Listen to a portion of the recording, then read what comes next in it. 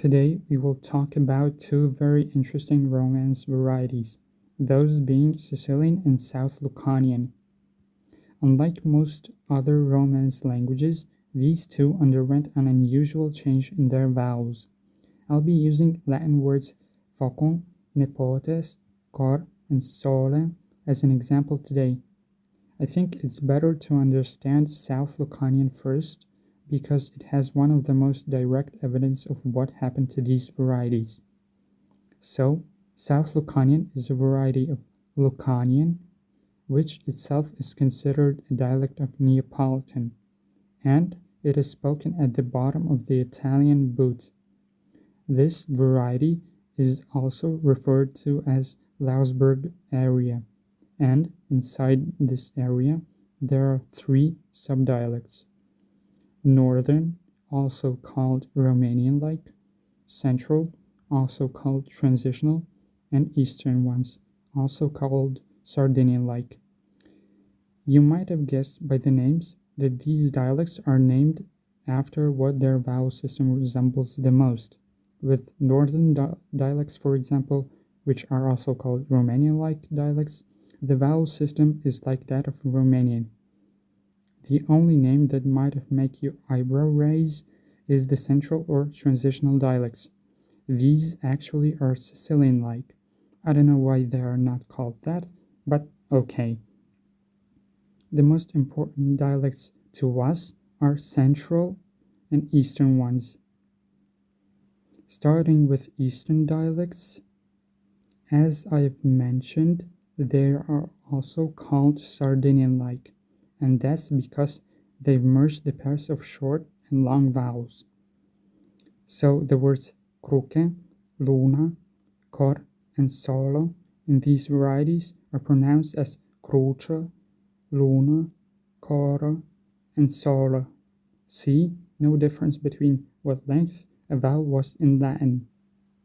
But here's where it gets tricky, because I didn't show you the full picture, and the full picture is that before the closed vowels I and U, the vowels got a little weird.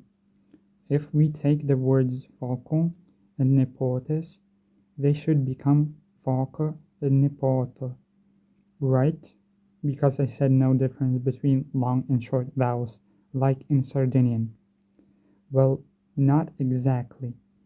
In older Lucanian, these were focu and nepoti, with the closed vowels at the end.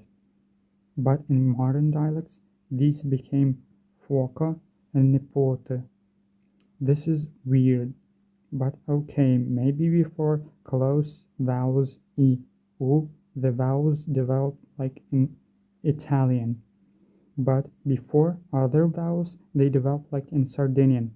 Case closed. But not so fast, because Latin short closed vowels I, U don't do this.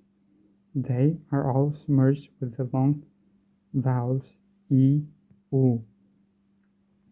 This means that in the older version of these dialects, closed vowels I, U became I and U, while short mid-vowels E and O became E and O, and long mid-vowels E and O became E and O.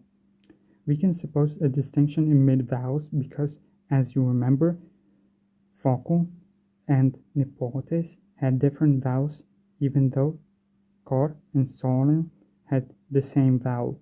The reason why cor and sole sound the same is because they were not placed before closed vowels I, U, but they also later merged.